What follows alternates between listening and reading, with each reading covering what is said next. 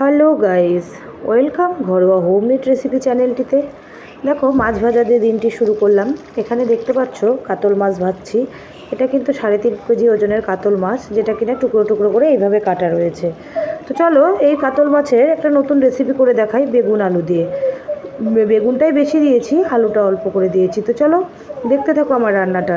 এবার দেখো আমি মশলাটা রেডি করে নিয়েছি। এদিকে টমেটো, শুকনো লঙ্কা, কাঁচা লঙ্কা দুটোই নিয়েছি, আর নিয়েছি আদা, নিয়েছি সামান্য জিরে, আর পোস্তর দানা দেখতে পাবে, পোস্তর দানা একটু, পোস্ত সামান্য, একটু বলতে কি 2 চামচ পোস্ত নিয়েছি, ঠিক আছে।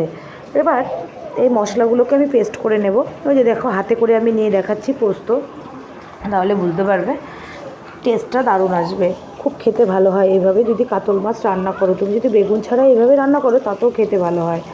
তো দেখো মাছগুলো যেহেতু বড় মাছ, ওই জন্য উল্টে পাল্টে আমি ভালো করে ভেজে নিচ্ছি। আর ফ্রিজে রেখে রেখে খাওয়া হচ্ছে, তো সেই কারণে একটু ভালো করে না ভাজলে ফ্রিজের একটা কেমন একটা গন্ধ হয়। তো যাই হোক, আমার মাছটা ভালোই ছিল, টাটকাই ছিল, আগের দিন এনে রাখা হয়েছিল, পরের দিন আমি রান্না করে সেই ভিডিওটা দিচ্ছি। তো দেখো এই মাছগুলো বেশ লাল লাল করে ভেজে নিচ্ছি। আর কাতল কালিয়া করার সময় মাছগুলো একটু না ভেজে করলে মাছটার যেন স্বাদ ঠিক মতন আসে না। তো দেখো এই মাছ ভাজাগুলো নামিয়ে নিয়েছি, সাথে কিন্তু বেগুনগুলোও ভেজে রেখেছি। এবার আমি এই যে কটা আলু দেখতে পাচ্ছ, এগুলো আলু আমি কিছুটা জিরে তেজপাত ফোড়ন দিয়ে আমি আলুগুলো দিয়ে দিয়েছি। দেখতে পেলে আমি কিন্তু বেশি আর তেল দিলাম না, মাছ ভাজার তেলেই মাছের ঝোল করছি। তো চলো রান্নাটি এগিয়ে নেওয়া যাক।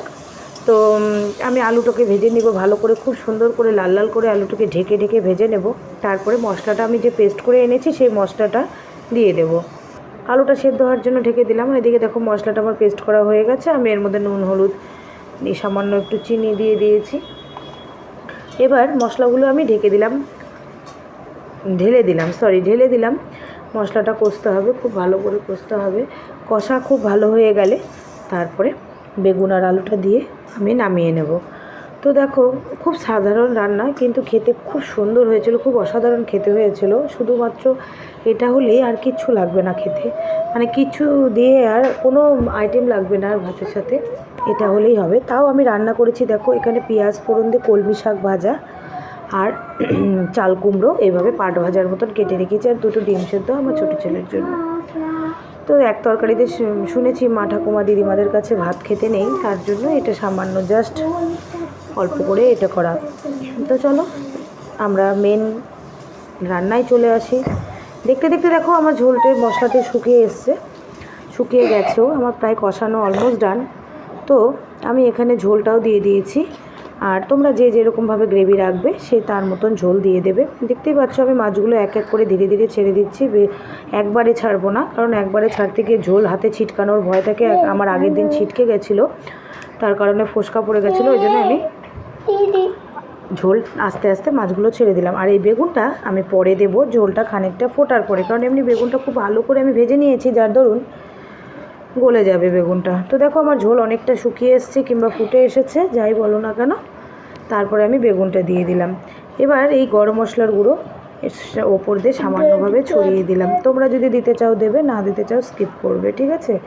তো আমি দিলাম, কারণ সে বড়ো মাছ তো সেন্টটা ভালো আসবে। আর সত্যি বলছি এই বেগুন দিয়ে আমি প্রথম রান্না করলাম কাতল মাছটা, এই এত বড় কাতল মাছ। হ্যাঁ মাছ তো রান্না করেছি, এত বড় কাতল মাছ আমি বেগুন দিয়ে প্রথম রান্না করলাম। সত্যি ভালো লেগেছিলো খেতে, আর বাড়ির সবাই খেতে খুব খেয়ে খুব প্রশংসা করেছিল যে না বেগুন দিয়েও কাতল মাছের কালিয়া ভালো হয় খেতে। তো প্লিজ তোমাদের কাছে একটাই রিকোয়েস্ট, তোমরা বানিয়ে খেও, আশা করি ভালো লাগবে। আর রান্নাটি ভালো লাগলে প্লিজ লাইক, কমেন্ট আর একটা সাবস্ক্রাইব করে দিও। টাটা, আজকের মতন এটুকু, বাই।